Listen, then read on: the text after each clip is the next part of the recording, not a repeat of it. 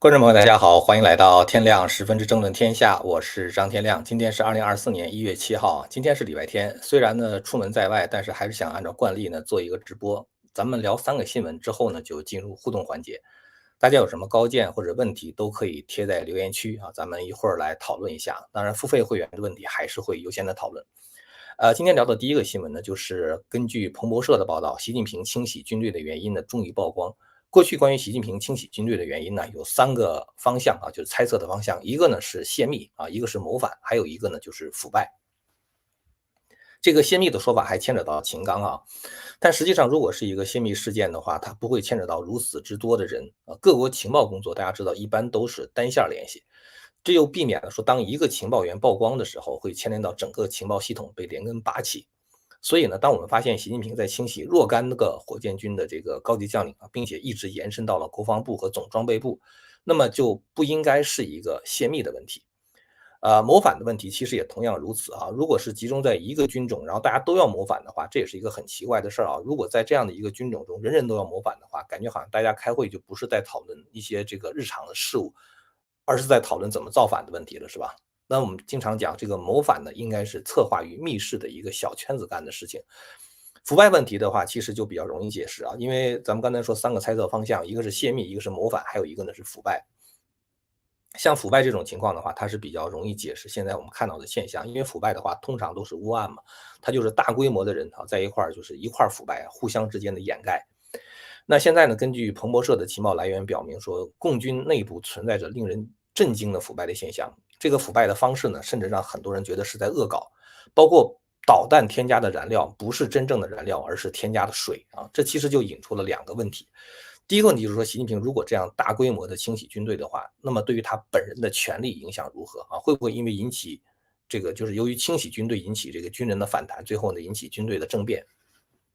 那么第2个问题的话，就是，在这样的大规模的清洗之下，共军的战斗力到底如何？那么习近平清洗军队的话，是不是真的在为战争做准备呢？这2个问题我们觉得非常值得讨论哈，一会儿就分析一下。今天想聊的第2个话题就是比恒大资产规模更大的理财机构中植系进入破产清算。大家注意，不是破产重组，而是破产清算啊。所谓清算的话，就是英文叫做 liquidate，就是说你所有的理财产品啊，所有的资产必须变现。大家可以想象一下，如果你有一个楼的话，你变现，你这个楼的话，你得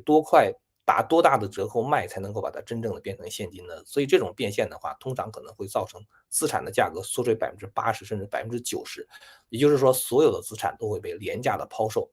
这样的话呢，就是说，它本来就资不抵债，然后现有的这个资产又被廉价的抛售，就会造成说所有买了中植系理财的人都有可能会血本无归。这个事儿咱们再一会儿谈一谈它的社会影响啊。那第3个新闻呢，就是在中国大陆拥有千万粉丝的美食博主王刚，因为发表蛋炒饭以及杀200多斤大肥猪的教学视频之后呢，遭到了封杀。最近的网民发现这个王刚在大陆的社交媒体平台出现异常，然后呢 YouTube 频道发布的新视频也都被删除。很多人觉得我不关心政治，那就比较安全是吧？但是呢，其实你不关心政治，你不谈论政治话题，政治会来关心你。只要你说话啊，就可能会解读为含沙射影啊，被解读为腹诽心谤啊。所以说大家可以看到，就是当时效果文化这个演出的话就出了问题，一直到现在效果文化的第6季的脱口秀大会都没有再举行啊，就是因为祸从口出嘛。其实呢，这个让所有的说话人陷入了一个悖论啊，就是你必须知道那些你不被允许知道的事情啊，你不知道6·4，你就可能会踩6·4这个雷；你不知道这个蛋炒饭到底是什么梗啊，就有可能会踩这个蛋炒饭的雷。那么现在的问题是，王刚是不是会像李佳琦那样复出啊？这个问题我们一会儿也讨论一下哈。那么在今天正式讨论这些话题之前呢，请干净世界上的观众点赞关注，有网上的观众呢就请您点赞订阅和按下小铃铛。在说第一个新闻之前，我们是进一段工商服务信息啊。很多呢专家解释说，吃鱼油主要是为了补充人体必需的但又无法自身合成的 omega-3这个脂肪酸。这个市场上最优质的深海鱼油呢，这个 omega-3的脂肪酸含量大概是20%到30%。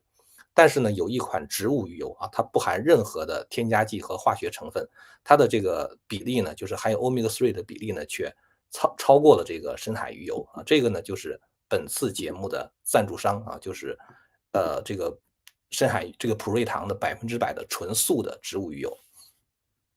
经过研究发现哈，马齿苋是蔬菜中欧米伽3脂肪含量最高的，紫苏籽具有抗过敏作用，而且不含胆固醇，是提取欧米伽3的最佳原料。普瑞堂100%的纯素的植物鱼油就是采用纯天然无污染的马齿苋和紫苏籽作为原料，然后呢经过低温萃取制成。除了欧米伽3含量高之外呢，欧米伽3、6、7、9的含量都高达90%以上。更易人体吸收。这款植物鱼油呢，天然、纯净、有效，对清血管、降三高、降胆固醇、消炎抗菌等等都有很大的帮助。除了植物鱼油之外呢，这个普瑞堂还有另外一个产品呢，这个产品呢就是玄宝黑参。这个玄宝黑参呢，在抗疲劳、抗衰老、提升人体的免疫力方面也具有特殊的功能。所以感兴趣的朋友呢，可以点击视频下方的链接啊，输入我们专属的优惠码 TL2023，就可以享受全球免费的邮寄。好了，那么咱们现在呢，就是回过头来说这个咱们第一个新闻哈。第一个新闻呢，就是彭博社哈，他说这个，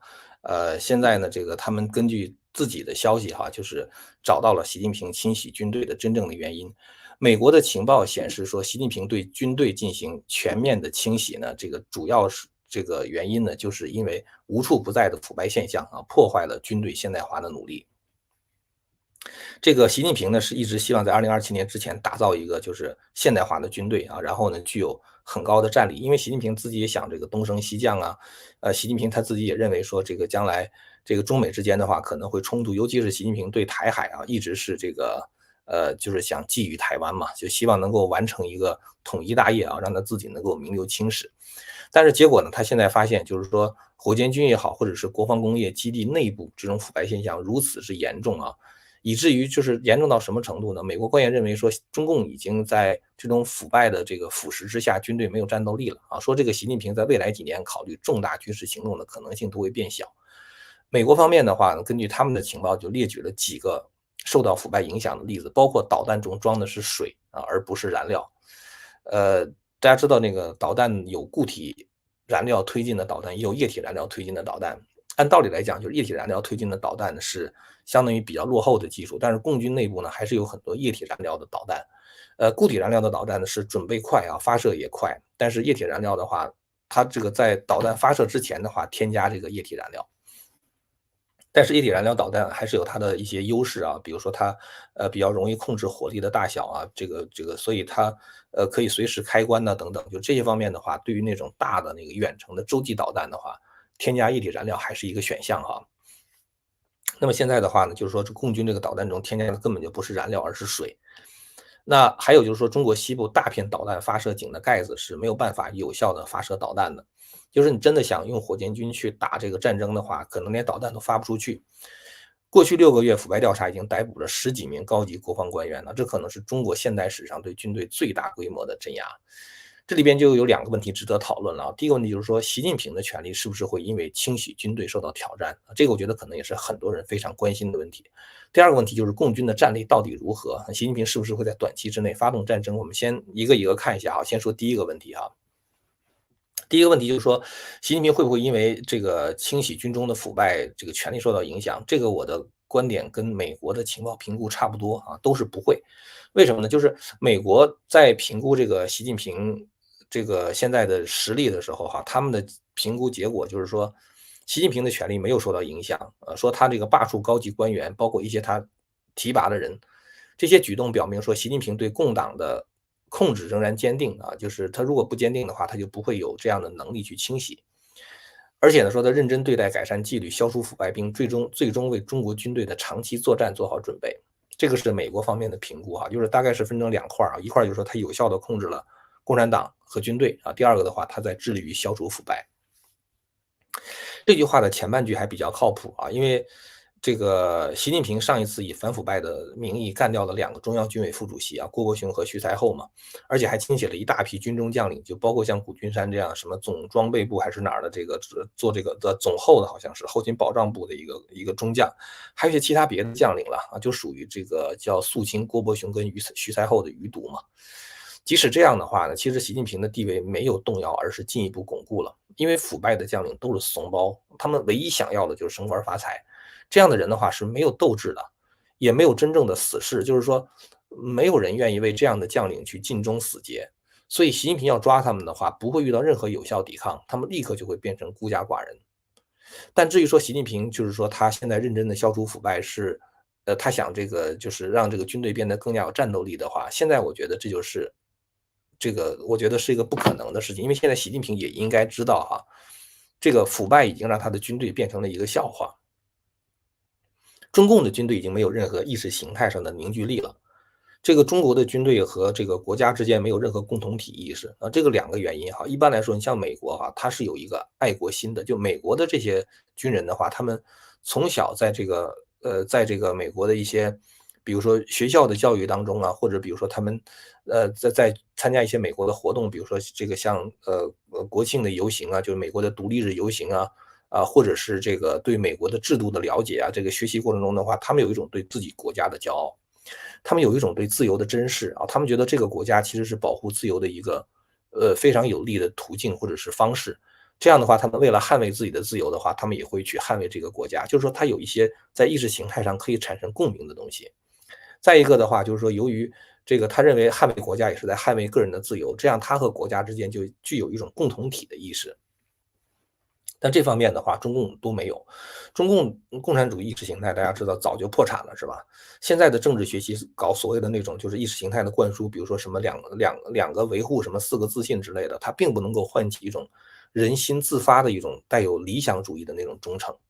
第二的话，就是中共的军队是党卫军啊，那既然军队是维护党的，那么他当然跟国家之间也就没有什么共同体的意识。国家呢是拿军队做一个镇压的工具，而军队呢只是一些人找工作、就业或者甚至贪污腐败的一种途径而已。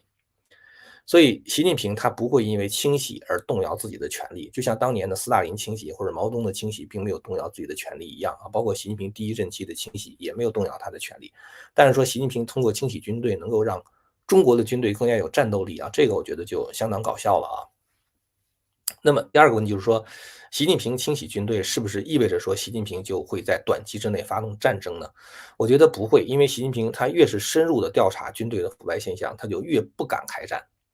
不光是军队失去了理想和凝聚力啊，就整个军队装备也被腐败的千疮百孔。毛泽东啊曾经形容说，美帝国主义及其反动派都是纸老虎，是吧？毛泽东一非常有名的话，甚至来那个就是当时尼克松访华的时候都知道这句话，自称叫 paper tiger 嘛，就是纸老虎啊，就是字面那种 literal 这种翻译。其实中共的军队已经腐败成了豆腐渣了。连纸老虎都谈不上，真的是豆腐渣，根本就拎不起来。其实大家知道，我甚至怀疑哈，火箭军的调查不是从去年5月份开始。去年5月份我们看到有什么这个什么那个中将自杀呀，什么这个军队的火箭军的司令政委被免职什么什么之类的哈。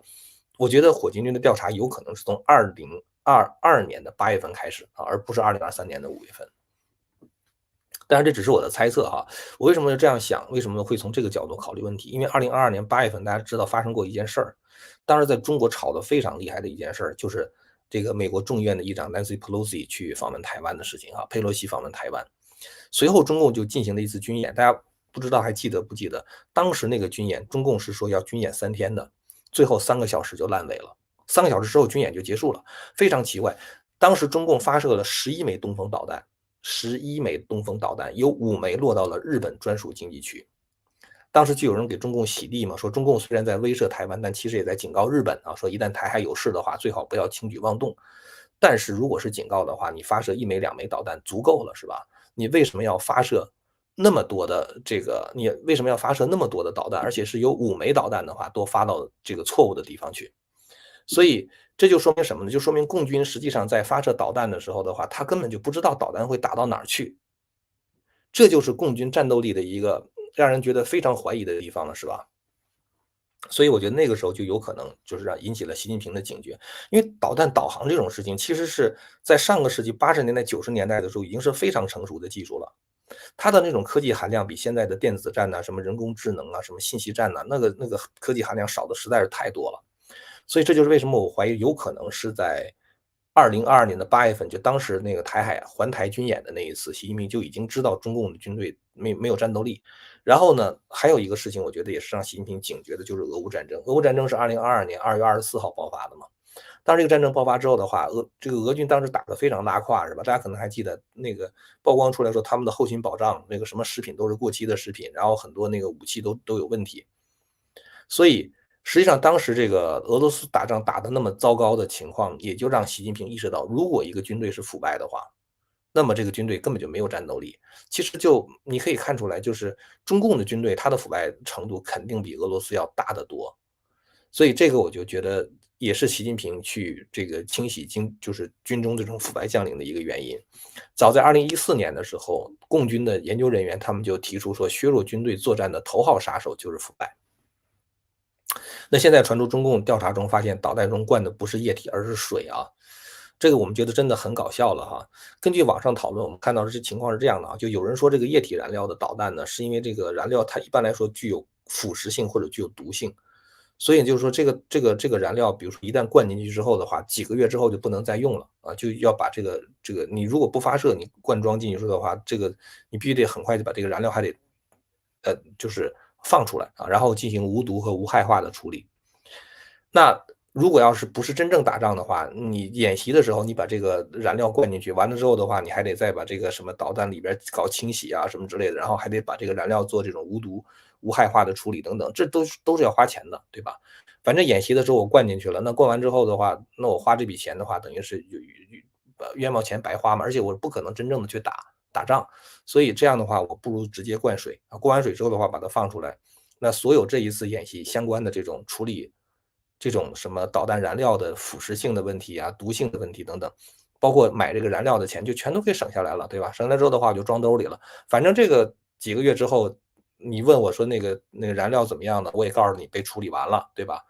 你也找不着我，我用的是水的话，你也不会发现。所以这样的话就能够从中贪污一大笔钱嘛，对吧？何乐而不为呢？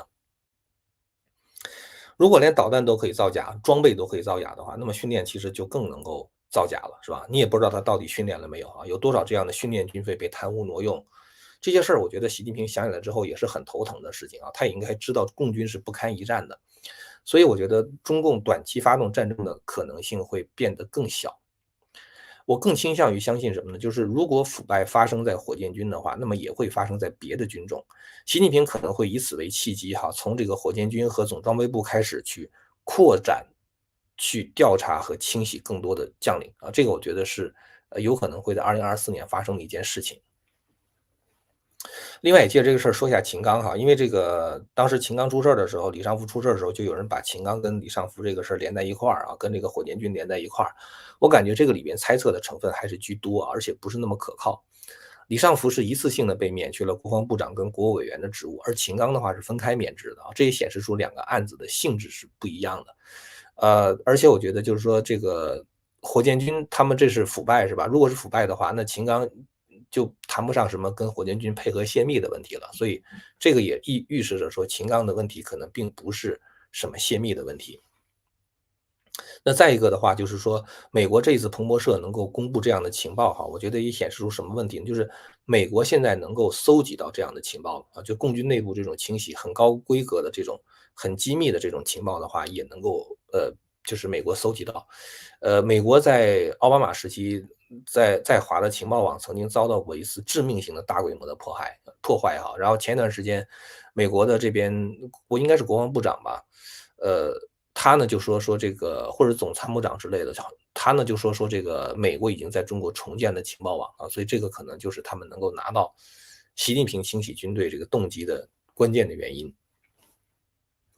OK，说完了这个事儿之后呢，这是第一个咱们比较大的话题哈。那么接下来咱们另外再聊两个小的话题，一个就关于中日系爆雷的事情。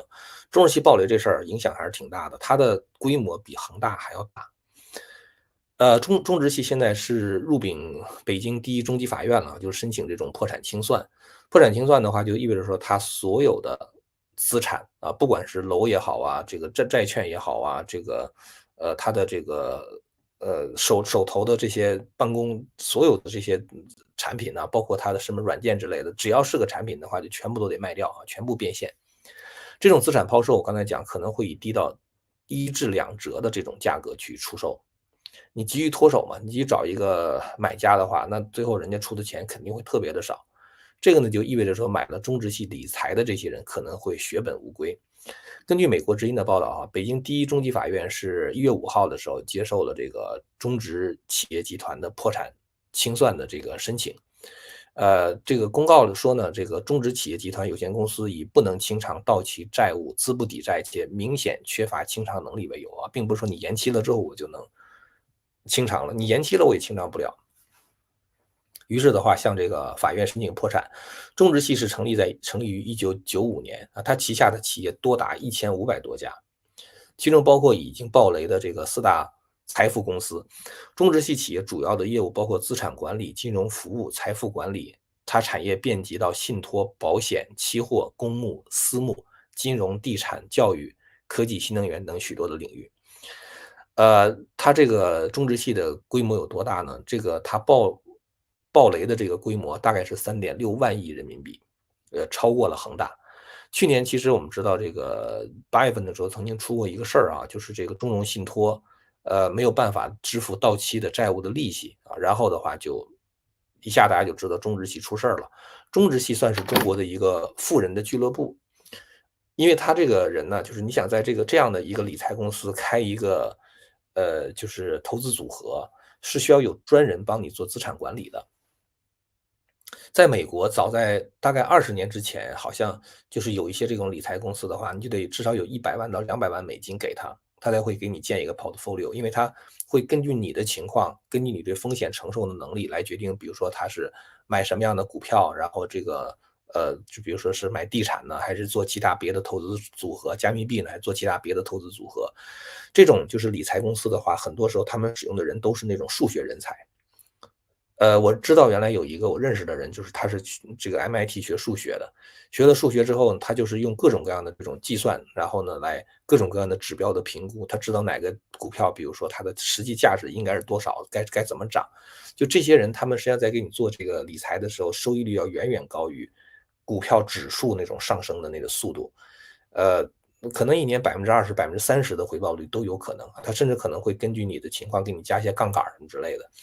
所以这些职业理财师啊，他们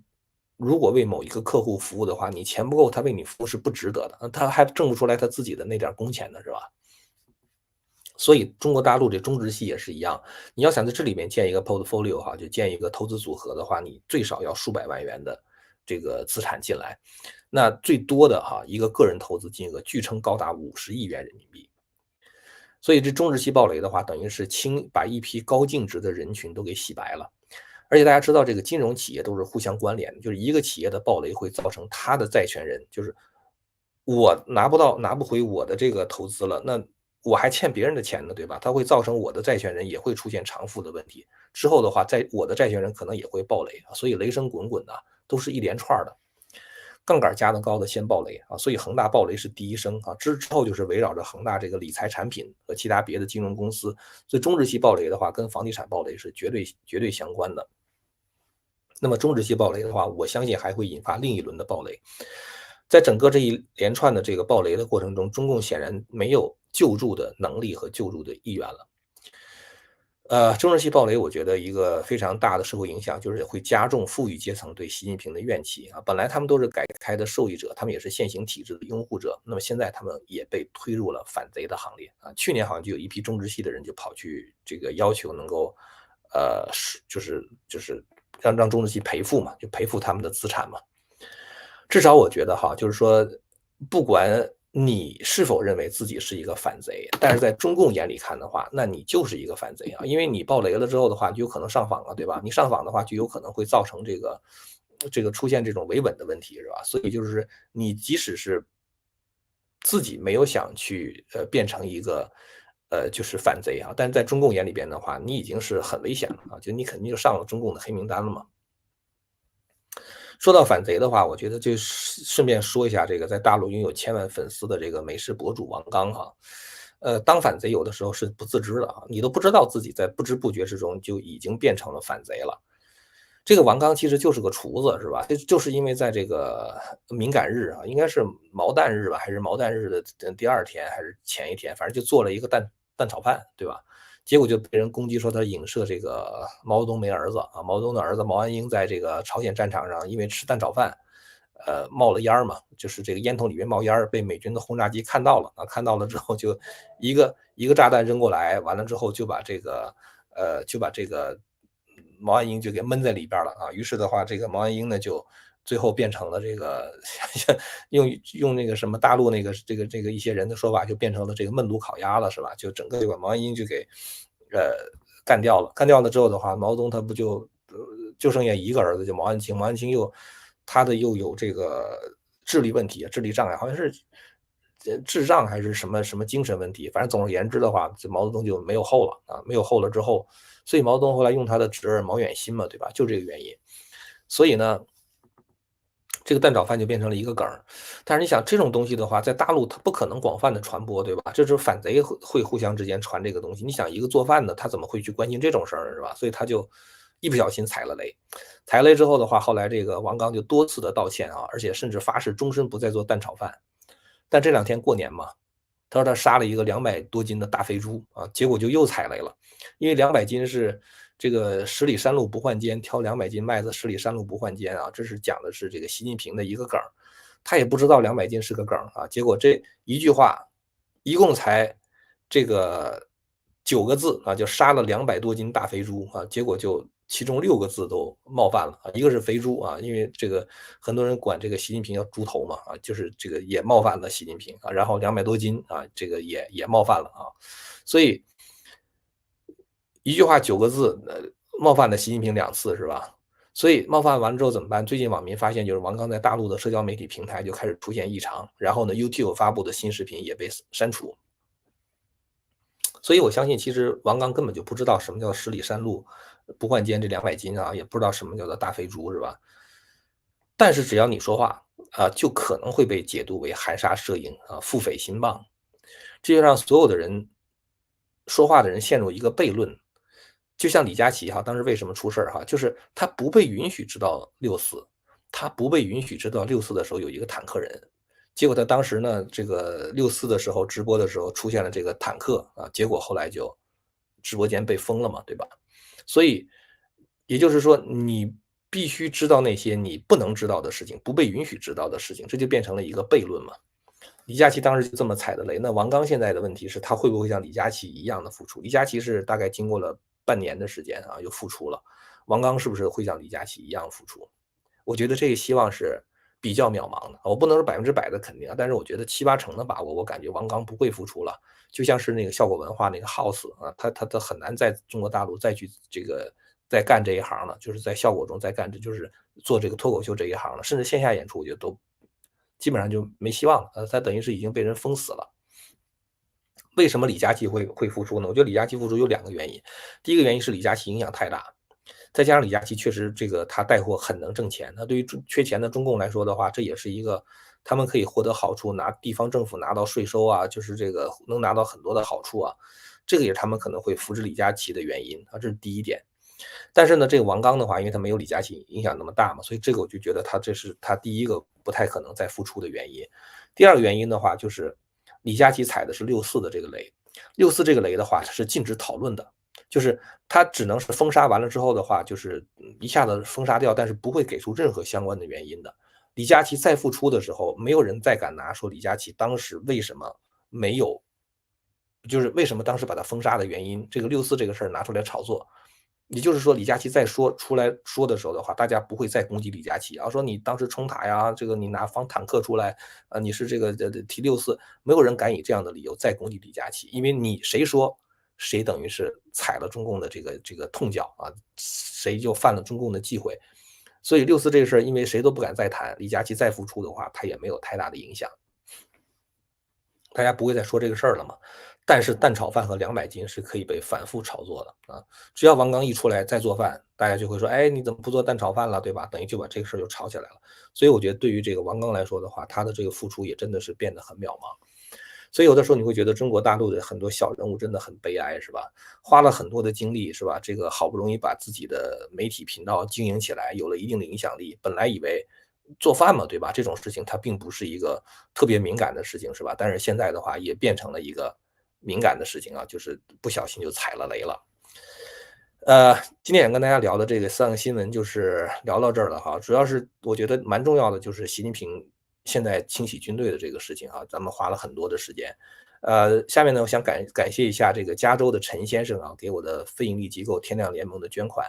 再一个就是我在这个新竹的这个演讲是在1月16号这个很快就要到了，我这个现在还在日本，这个明天呢就会到台湾了。这次去台湾的话是在台湾观选就是看一下这个中华民国的这一次4年一次的这个选举就是也了解一下吧，也算是一个对民主的一个学习的过程。所以就是在台湾的话呢，就是如果大家想我们有机会的话，可以在新竹的这个演讲现场见一下面哈。OK，好了，那么关于今天想聊的这个新闻内容，咱们就说到这儿了哈。那接下来的时间的话，咱们还是按照惯例哈，咱们来回答一些大家的问题。OK，好，那么咱们现在呢就开始咱们看这个有哪些问题哈。第一位朋友提问是，我看看，第一位朋友提问是，张教授您好，请问您会在您美国的异族朋友面前说这些中国的问题吗？因为很多华人都是在美国跟美国人说自己的母国的种种不是会让对方轻视看不起自己的，但确实中国有很多很多问题，怎么样在美国的异族朋友面前说中国的情况呢？这个我觉得大家不用有这样的想法说这个我一旦批评中国的话就会被人瞧不起。其实美国人他们认为表现自己爱国的方式就是去批评自己的国家。他不是批评自己的国家，他批评的是这个政府他认为说这个政府，做了很多的事情是这个不合适的这个某些政策错误或者某些政策不够公平某些政策是伤害了公平正义。这些东西在美国人看来的话，他们是没有任何顾忌的去谈。其实大家知道这个拜登和这个贺锦丽就是在这个2020年大选当时上台以后，就在我居住的那个小区的附近，有很多很多的人在门口就插着一个牌子，我们家隔壁邻居就插着一个牌子，上面就写着 impeach Biden impeach Biden 的话就弹劾拜登的意思。拜登刚当总统，他就在那儿插了一牌子，就 impeach Biden 就是批评拜登。这个牌子插在那4年了，没人管。这就是你一种表达自己个人的对于这个国家的关心的一种方式他们认为说，一个真正热爱这个国家的人的话，他是应该勇于去纠正自己的政府做的那些不恰当的事情。所以就是说批评政府本身并不会让你被别人瞧不起反而会被认为你是有这种独立思考的能力，然后呢，你比较关心这个大众的福祉所以这个是没有问题的。而且其实我们有的时候，我们其实根本就没有批评中国，对吧？我们其实批评的是中共就中共干的那些见不得人的勾当中共干的那些这个迫害人权这个说话出尔反尔什么什么这个镇压香港，这个威吓台湾就这些事情，我们批评的实际上是这些事情嘛，对这个法轮功的迫害对中国大陆这种人权、新疆维吾尔人的迫害，我们实际上是批评的是这些东西。这些东西你在说的时候，其实不但不会引起别人对你的这种瞧不起，也不会引起别人对中国的瞧不起。大家反而认为，第一，你在敢讲这些事情的时候，说明你是有正义感的，你是关心这个社会，你是把自己作为一个公民的。什么叫做公民公民的话，就是说你是一个对你的生活的国家，对你生活的那个共同体是抱有责任和愿意为此付出的人这就是一个公民嘛，这是一个公民应该做的事情嘛。所以他认为就是说你是一个合格的公民这是第一点。第二点的话，他认为如果中国都是这样合格的公民的话，那中国大有希望。所以他不但不会瞧不起你，他反而会尊重你。至少在我看来是这样，没有任何一个人说因为我们揭露了中共的迫害而瞧不起我，也没有任何一个人说因为这个而瞧不起中国。其实现在美国就是我觉得他们变聪明了就是这个因为法轮功学员从2004年当时写完了这个9名共产党然后呢这个发表了这个9名共产党，然后在中国有一个就是退党退团退队的这个3退的这个大潮嘛，就是让大家退出共产党相关的这些组织。那这个事情发生之后，其实法轮功学员就经常在游行的时候打出一个标语，叫做中共不等于中国。所以实际上当我们批判这个共产党的时候呢，这个我们并没有在批评中国，而且美国人现在也在不断的讲这个事情。所以你看那个蓬佩奥还有那个他的那个原来那个中国问题的特别助理余茂春，反复强调说中共不等于中国就是我们批评的是中共。我记得我们当年在那个国会山，就是每年7月20号，就是中共镇压法轮功的那个周年迫害的那个周年的纪念日的时候，我们在国会山这个集会，然后就是请一些政要来演讲。每次那些政要就是采访的时候，他们都在讲我们对中国怀有一种就是这个非常美好的这种情感啊，或者是说对中国的印象特别好。但是我们批评的是共产党啊，中国人民，我们是中国人民的朋友啊，但是共产党是我们批评的对象。所以我觉得就是咱们自己没啥可心虚的哈，咱们堂堂正正的，咱们揭露这个共产党对我们的迫害，我觉得这个没有什么哈，别人不会瞧不起你的。下面一位朋友的问题是说，请问张教授，你说过中国警察薪水很少，那我想请问，比如某些局长或某些基层警察，他们每天帮忙中共干坏事的时候，会不会有另外的奖金？比如胡鑫宇案，叫几个警察摆尸体，然后到处检查的，警察上层要求他对外这样说，共产党会，领外就是额外给钱是吧？还是他们的薪水就包括这些，领那么少的薪水够遮得住良心吗？警察他的主要收入根本就不是薪水啊，警察的收入就各种罚款，然后吃了原告吃被告，警察实际上是靠这个生活的，他并不是真是靠领薪水生活的。至于说是干那些脏活会不会额外给钱的话，我觉得肯定会额外给钱的。或者是说即使是不额外给钱的话，这个你变成了这个跟共产党的这些高层一块干过坏事儿，那你就变成了一个被他们信任的人了嘛，对吧？等于是你的把柄抓在了他的手里，然后呢，这个他知道你不跟着共产党的话，你也没有什么，就是大家也对你印象很差啊，就是或者是说周边的人的话，他可能会，这个就是瞧不起你啊，或者怎么样。这个时候的话，一旦跟共产党干了坏事之后，你实际上就等于是要一直跟着他干坏事了啊。这样的话，你反而等于交了投名状，他会信任你，当然他会给你各种各样的好处了啊。所以我觉得，他们这些人并不是给了一点好处遮住良心，而是因为很多人其实在警察，我不是说每个警察都坏哈，但是我觉得很多中国的这些警察，他们在长期的这种就是镇压民众的过程中，有一些这个良心受不了的警察，他们慢慢也就不干这个事儿了啊。就是所以能够留下来的，在这个地方继续做的啊，有很多其实他们是，已经对干这些坏事都已经习惯了啊，是这样的一种情况。OK，下面一位朋友的问题是，教授你好，您是历史方面的专家，想必知道台湾自古以来就是中国领土的一部分。我个人认为，大陆与台湾之间的问题的实质是统一还是分裂中国的问题。不管大陆有哪些问题或缺点，也不论台湾什么长处和优点，都不是分裂国家的理由。分裂国家违背了中华民族的根本利益，所以，如果大陆为了制止国家分裂有所作为，一定会得到全体中国人的支持。如果真的不幸发生战争，那也是一国的内战，哪来入侵之说？这种说法其实是非常典型的，在中共长期以来就是这种洗脑宣传的结果。我也很高兴您提出这样的问题哈。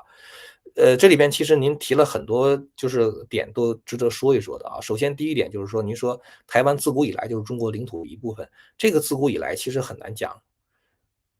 那蒙古人还可以说，那我们从元朝的时候，我们蒙古人就已经占领了中国，所以中国自古以来就是蒙古的一部分。就这个话，你说的这个自古以来到底是多古呢？是吧？就是这个很多事情其实是很难说清楚的。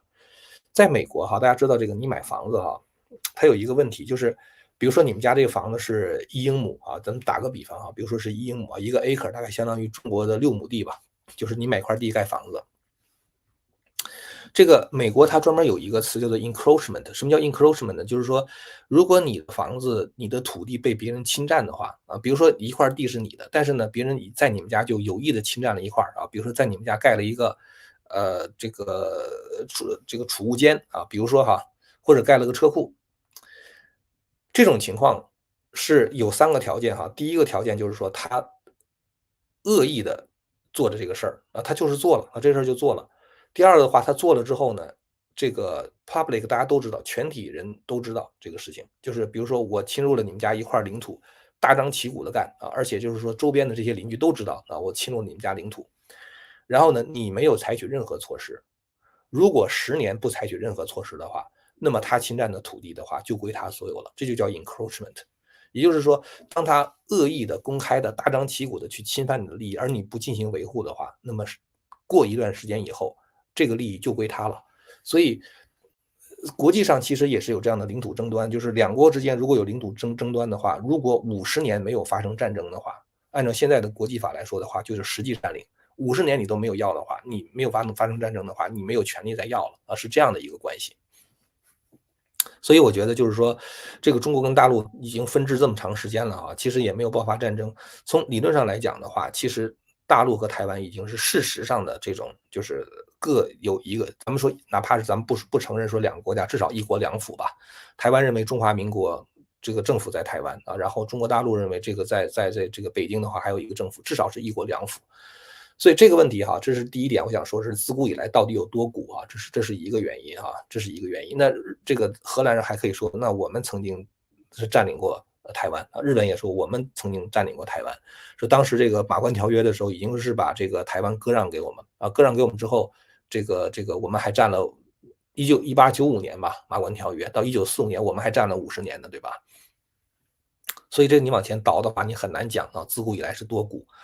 如果你真的认为自古以来是中国领土的话，那就应该是中国领土。那首先我觉得你应该问问中共，台湾才3万多平方公里，为什么俄罗斯占领的那些100多万平方公里你不要，对吧？所以我觉得这就是中共他其实我以前也多次讲过，根本就不在意台湾的领土。那俄罗斯占领的前苏联占领的那这个不是前沙俄占领的100多万平方公里领土都放弃了，你为什么 care 这3万平方公里呢？他们其实这个对台湾的这个中共对台湾说要打台湾呐什么之类的，根本就不是什么民族统一的问题，因为中共痛恨台湾的自由和民主。中共经常讲说中国人素质低，不适合搞民主，但是台湾就像我们马上要去官选一样，看台湾的选举已经证明了说这个台湾人自己搞民主搞得很好啊。台湾有自由的话也没有乱呢，对吧？台湾的这个人这个生活很安定很幸福。你到台湾真正去街上走一走的话，你会发现这是一个很平和、很安定的一个国家。那大家的心里边都是台湾人都是客客气气的，那真的是你感觉好像这就像是这个中国传统的那个中国的那个样子。这是一个问题哈。再一个问题就是说，这个就是刚才你说的这个，如果这个国家真的分裂了哈，这个我们必须要讲清楚，国家分裂不是台湾的问题，而是中国大陆的问题。因为中国大陆没有民主化，为什么大家知道2020年的时候，当时这个蔡英文当选800多万票，对吧？他超过这个那个韩国瑜100多万票，为什么会超过那么多？为什么？就是因为当时在香港，中共镇压搞那种所谓的香港国安法，搞国安法的这个结果，大家就会知道哦，原来是这个大陆这个中国共产党说话不算数啊。这个1984年签订的什么中英联合声明啊，说这个什么香港回归之后，这个自由民主什么制度、资本主义制度50年不动摇啊，结果就马上就动摇了，对吧？马上就说什么中英这个联合声明是历史文件，马上就说了不算了。然后的话，在香港那种极其恶劣的那种暴力的镇压，让台湾人认为说，如果我们要跟中国大陆统一的话，那我们真的就变成香港了。我这两天老在那个推特上看到一个照片呢，是一个香港人，他就挂了一个牌子，上面写的“我是香港人，台湾人，请用你们手中的选票守护台湾，我们只能示范一次”，就告诉台湾人，就是说，如果你要是这个不知道票投国民党，台湾变香港嘛，就是如果你要不知道这个香港多么惨，你看一看我们，我们只能示范一次。大家看到现在香港到什么程度？现在香港现在已经不是金融沙漠，现在香港变成金融废墟了。大量的钱、大量的人全都在往外迁，所有的资本、人才都在离开香港。然后大家知道为什么现在深圳的这个房价一跌50%吗？深圳为什么能发展起来？深圳能够发展起来的话，就是背靠香港。当香港被迫衰落的时候，深圳一定会衰落。所以你会看到，就是说中共在香港搞那什么国安法，什么就是叫国安法嘛，对吧？搞的这些东西，最后给香港造成了什么样的巨大的损失，是吧？然后又对中国大陆造成什么样巨大的损失？香港原来每年中国大陆吸引外资70%以上的钱，其实都是从香港过去的。中国大陆一开始能够腾飞的话，在改革开放初期的话，靠的就是港资起来的，靠的就是香港的资本起来，后来才靠这个台湾呢，靠台商啊，后来靠美资等等，一开始靠的就是港资。所以中共当他做这个事情的时候的话，那为什么这个就是2020年当时蔡英文能够拿到800多万票，就是中国大陆自己共产党自己造成的嘛。所以两岸现在之所以就是有各种各样，包括台湾内部的族群的撕裂，都是共产党造成的，一切原因都是共产党，一切坏事都是共产党干的。所以我觉得我们应该明白这个问题哈。那如果中国大陆如果想统一的话，很简单，你民主化呀，对吧？把台湾人请来呀，对吧？你民主化了之后的话，来把台湾人请来，咱们来谈一谈这个统一的问题，对吧？然后我们来这个一块搞选举啊，对吧？所以我就觉得中共他现在就是所有现在造成的问题的话，他都在甩锅啊，说这个什么香港，什么黎智英干了什么是煽动了啊，说这个什么台湾这个台独，民进党的台独政党什么什么之类的。其实你看一看所有的现在的问题，中国的问题，包括经济的问题，全都是共产党搞的。共产党只要没有了，很多事情全都有解决方案。所以大家一定明白，这个他现在这个所有的这些现在中国的问题，其实是共产党的问题。我觉得是这样的哈。OK，下面一位朋友问，如果赖清德上台会增加战争的风险，您是否认同？您支持他当总统吗？赖清德上台根本就不会增加战争风险，因为共产党根本就不敢打，习近平是绝对不敢去打台湾的。不用说赖清德了，谁上台他都不会打。而且赖清德我觉得现在非常清楚哈，他不会宣布台湾独立，也不会在台湾搞这个统独的公投。只要这两件事情不做，中共是没有任何打台湾的借口，而且美国也根本，其实美国也不会让赖清德去做这样的宣布。所以我觉得就是说，您刚才问这个是赖清德上台是不是会增加战争的风险？我觉得我们今天一开始节目就已经提到这个问题了，就是习近平现在军队腐败到变成豆腐渣了，已经根本就没法打啊，根本就没法打。但是呢，就是说美国也不会因为习近平没法打就让这个台湾就此抓住这个窗口期宣布独立，不会。因为如果台湾真的独立的话，在美国看来的话，就是一个双输的概念。就是台湾如果独立的话呢，第一是给了习近平借口啊打台湾，然后增加了这个民族主义啊，就是增加了这个中共这种煽动民族主义的这种机会。再一个的话就是说，如果这个台湾独立出去了之后呢，实际上哈，就是说这个美国是希望台湾能够做一个大陆的这种民主的灯塔啊，就是让大陆如果民主化，那其实我觉得对于全世界来说都是一个巨大的好事啊，也不用搞什么产业链外迁了，对吧？然后呢，这个中国大陆的人如果他们是真的认认真真的去，中国人真的是干活其他别的国家很难比啊，那种吃苦的精神啊，其他别的国家很难比。这个如果中国真的是民主化了，然后这个中国人也自由了，到那个时候的话，战争风险也降低了嘛，对吧？然后这个台湾如果他不宣布独立的话，它等于能一直对中国大陆之间有这样的一种示范作用。而且就像我讲的啊，刚才我讲了半天了，我都在讲两岸的问题，其实是中国大陆这边的问题啊，是共产党独裁的问题啊，是这个共产党在这个中国大陆搞各种各样那种人权迫害，然后这个在国际上出尔反尔，是这些问题造成的。所以这个问题如果大家慢慢明白了之后的话，大家就会知道，其实我们跟台湾之间的关系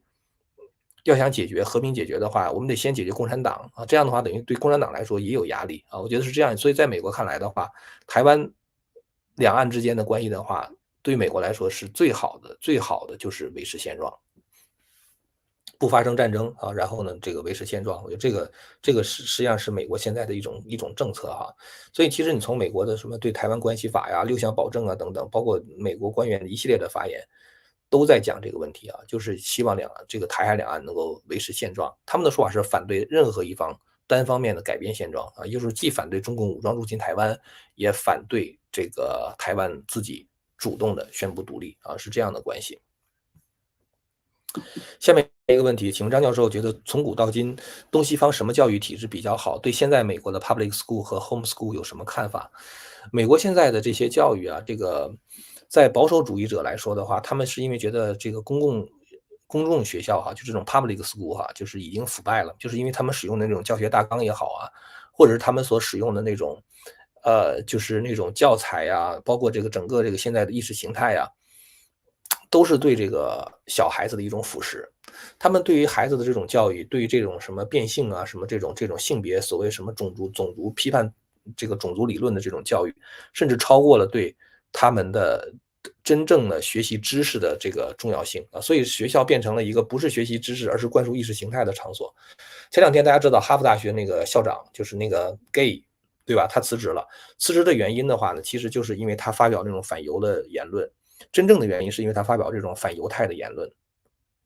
而他辞职的话呢，给出来的原因就是公开说的原因是因为抄袭。当然他辞职的话，他没有说，他只是说辞职了哈，就是大家给他就是校董事这个学校董事会施加各种各样的压力要他辞职。那这个过程中的话呢，有一个这个亿万富翁啊，这个人好像叫艾克曼。这个艾克曼的话呢，他就写了一个很长很长的信。其实这封信我觉得大家有兴趣可以去搜一下，可以去看一下哈，很长很长的信。这个很长的这封信里边的话呢，他就提到说这个，呃，美国现在这种批判性的种族理论的教育，是对这个就是白人或者其他亚洲人等等，对这些人的话是做逆向的歧视。就是他们为了比如说这个提高黑人或者穆斯林等等这样的这种地位的话呢，对白人也好，或者是对这个其他别的种族吧，包括亚洲人啊，这个做这种逆向的歧视。本来这个艾克曼是哈佛大学一个非常大的一个捐款人，他现在就已经停止对哈佛大学捐款了。所以这个美国现在他的这种就是政府的灌输哈，就是这个艾克曼在他的信中也提到一个问题，他说任何一个美国的教育科目，因为最后的教育结果，它都会造成这个结果的不平等啊。因为比如说黑人，从统计学意义上来讲哈，他们就是比较擅长音乐啊，比较擅长体育啊，他有很多他们非常擅长的东西，我们的其他别的人是没法儿比的。但是呢，在数学或者是什么很多其他别的领域的话，那感觉好像就是亚裔人就很强。所以呢，在美国很多的学校来说，就所谓的这个 DEI 哈，就是叫 diversity、equality 和不是叫 diversity、equity 和equality 还是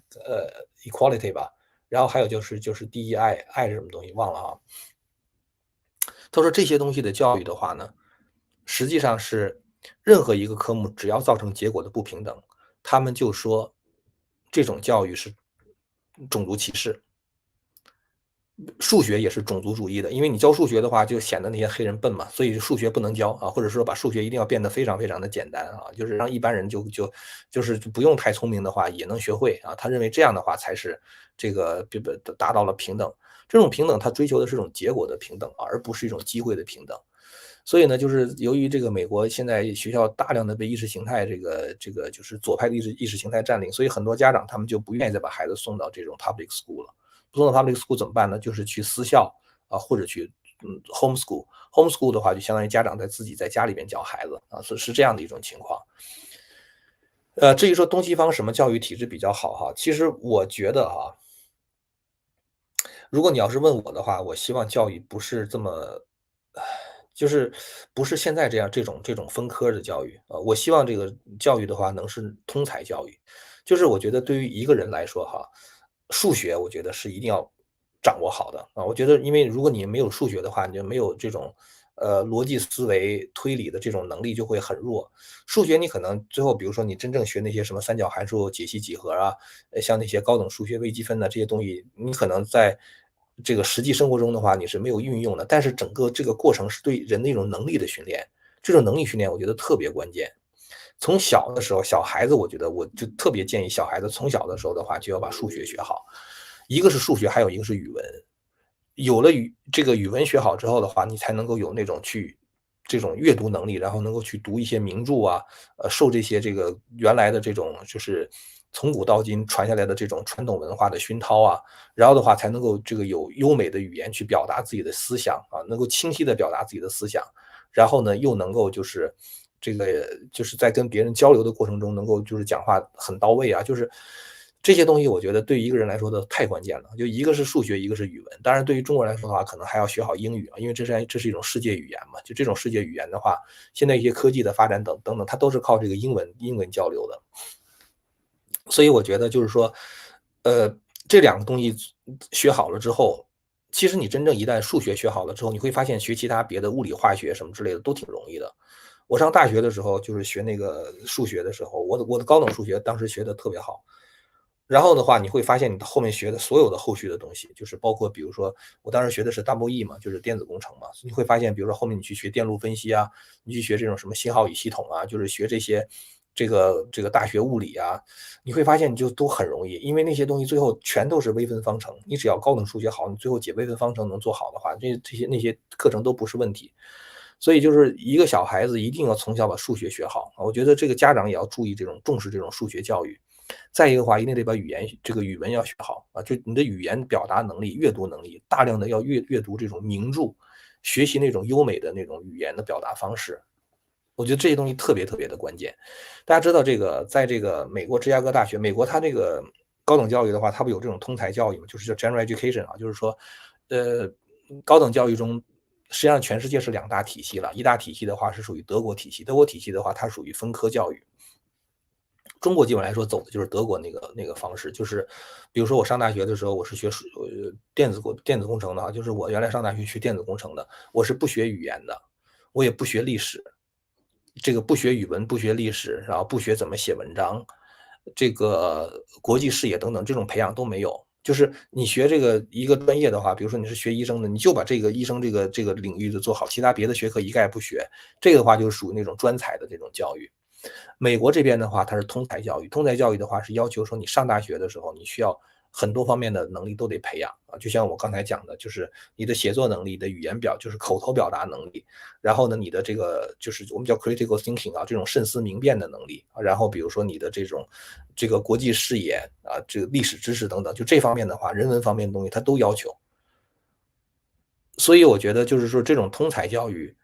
这个就是它是对一个人的全面的能力的培养，我觉得非常关键。但通才教育的话，就是每个学校开的课不一样。芝加哥大学曾经有一段时间做过实验，它那种通才教育的话，它是那个给你开那种好像是叫100本 Great Books，就是人类从古到今最重要的100本书啊，你要读。它有一个列表啊，像苏格拉底，这个就是实际上是柏拉图回忆苏格拉底的那个对话录啊，比如说在莎士比亚的著作呀，或者比如说是一些其他别的那种很重要的、很关键的那些著作100本啊，你去读这个啊，就可以取代这种通才教育。这种读这种 Great Book 这种方式，就是读这种就是人类经典名著这种方式的话，他会发现对学生的这种不管是思辨能力也好，对学生的这种表达能力也好，包括对学生个人品德的塑造是非常非常好的，非常有好处的。我们当时其实我们在飞天大学办学的时候，也曾经就是除了那个西方的100本书之外，我们自己还弄了一个中国的，我忘了好像40本书还是50本书啊，就是我们当时也有一些书，我们认为作为一个中国人的话是必须要读的。这些东西读了之后，我觉得对于一个人拓展他的视野啊，增加他的这种这个能力，增强他的各种的能力，我觉得是特别特别关键的啊。所以我觉得中国古代的教育其实就是通才教育。所以你会看到有很多中国古代的人，他们就真的是这个，笔参造化，学究天人呐。就是你像这个什么苏轼、王安石啊，这种大儒，他都是属于那种知识非常丰富的人啊。包括像什么，曹操啊，像这个，岳飞啊什么之类的，他除了武功特别好啊，谋略也很高啊，就是真正战场上运筹帷幄的谋略，然后真正上场实操打仗的也很厉害。文武全才，就中国其实古代像王阳明啊这种人就很多。我觉得就是说作为一个人，最好是能够全面的培养啊，各种各样的才能的话，能够全面的培养。我还是觉得作为一个人，如果你这个知识面太窄的话，就是你想问题会比较狭隘啊，会相当的狭隘。特别是我觉得就是说，其实人类从古到今的文明的发展，都是建立在宗教信仰基础之上的。就大家不要觉得宗教是愚昧，没有宗教几乎是没有现代人类的文明的。你像那个，就是为什么西方人把就是公元前500年那段时间称之为轴心时代。因为当时中国是老子和孔子，印度是释迦牟尼，然后呢，这个古希腊是苏格拉底，旧约的那个圣经也是在那个时候成书的。这些东西奠定了几大文明的基石啊，就整个这几大文明的话，都是从这些地方奠基起来的。它就是它就是这个很多的这种人类的这个文明的这种道德要求，风俗习惯、文化，全都是跟这些信仰有关系的。我觉得一个人如果不能够了解信仰的话，你不知道基督教是怎么回事儿，你不知道这个佛教一些基本的常识啊，你不知道那个中国的这个老子、孔子都说了什么，我觉得你这个人生不完整。我经常看到还有人就是在网上嘲笑这个信仰啊，就嘲笑我们的信仰，就是我觉得就是说这个人他的知识，他的这个思维得狭隘到什么程度？他不光是信仰的，他连科学他都不懂，他才会去嘲笑信仰。因为科学其实它是有一个边界的，就是人类的科学它是有一个边界。按照科学自己的定义的话，就是只有那些可以被证实、能够被证伪的东西才叫做科学。你不能够证实，也不能够证伪东西的话，那不叫科学，那就是信仰。一个真正的科学家的话，他会知道自己科学的边界在哪里的。我在这个就是推特上前2天发了一个发了一个短文吧，就是推文嘛，就讲这个光年的问题哈。这个很多人真的是他对于这个整个物理的这个时空的理解是非常狭隘的，他基本上来说就是站在一个初中物理的那个理解程度上，光年就是光走1年的时间啊，这个到底走了多远？他认为光年就是一个距离的概念。但是实际上大家知道这个2维、3维的空间在变换的时候，一个低维的看起来的时间，在高维看来的话，它就是一个空间的概念。我给大家举一个例子哈，你比如说哈，就是一个我举这个例子，其实那个我要是能够有一个东西展示给大家可能更好一点，就有那种那个画的那种书，就比如说画一个花开了哈，它是比如说把这个花开的过程分成这个40张图片，然后呢，它画在这个书的边沿上，然后当你这个书这么快速的这么翻一下的时候的话，因为翻书的过程中的话，在你人眼看来的话，就是一个花儿在开放的过程。它等于是40帧图片嘛40张图片嘛。所以实际上就是说，在你看来花开放的过程是一个时间的概念啊，花在开放，但其实它只是画在纸上的40张图片而已。它实际上说一个花儿从它的这个出现这个花蕾到它开放，到底需要花多长时间？你可以说它这是翻书的速度，这是它这个花开的这个时间。你也可以把它理解为花开的时间是什么呢？花开的时间其实是40页纸的距离。我换一个例子再讲，大家可能会比较明白哈。比如说我现在抬一下手啊，这抬一下手的话，花的是这个1秒钟的时间。如果你要把它用摄像机拍下来的话，这1秒钟的话，那电影机拍来的话是24个胶片24个格。所以你可以说是我挥手，从抬手到挥完这个手的话是1秒钟的时间，你也可以说我从抬手到挥完手的话是24格的距离。也就是说，你可以用高维的距离去描述低维的时间。我不知道我这个东西是不是给大家讲清楚了哈。所以实际上的话呢，就是我们在3维中，我们看到在这个3维世界中，你看到我做了一件事情哈，我从一个地方 A 地走到了另外一个地方，在4维空间中看的话，其实可能是在4维空间中是一个距离的概念啊，是一个运动的一个距离。这就是为什么哈，爱因斯坦他讲了一句话，他说 "The past, present and future is merely an delusion"，这是爱因斯坦的原话啊。他说过去、现在、未来其实只是一种幻象，过去、现在、未来其实同时存在的，只是在空间上有一个距离，就是还没有走到那儿而已。就像是我们电影机有了胶片了，就一个人一挥手哈，就是这个在电影机上已经记录了24个格1秒钟的时间，只不过是现在还没有放到第24格，现在只是在第1格这个位置。也就是说，这个人一挥手，过去、现在、未来都已经同时存在在那个胶片上。我不知道是不是讲清楚了，电影的那个胶片上，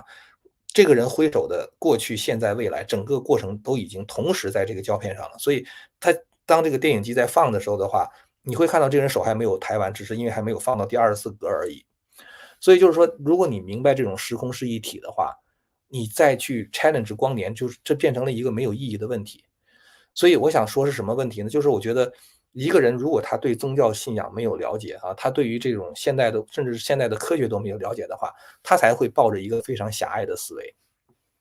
而且我觉得哈，就是说一个真正的科学家，他是知道自己的无知的。他越学习，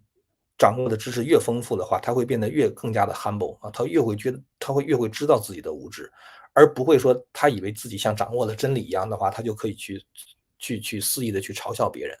我觉得是这样一个关系哈。所以我觉得就是说，作为一个人，如果真的能够想了解人类从古到今的这些文明的精华，你不理解宗教、不理解信仰的话，其实你的知识结构就不只是一个欠缺的问题，其实你的知识是没有根儿的啊，是没有根基的。这个就是我觉得作为教育哈，其实我觉得不管是东方教育、西方教育，对于这些对于人类文明的根本性的东西啊，就是这种信仰，其实是应该作为一个教育的主轴的。美国当时在最开始小学教育，大家知道美国小学教育怎么教育哈，教你认字怎么认字，他拿什么东西当教材？他是拿圣经当教材的。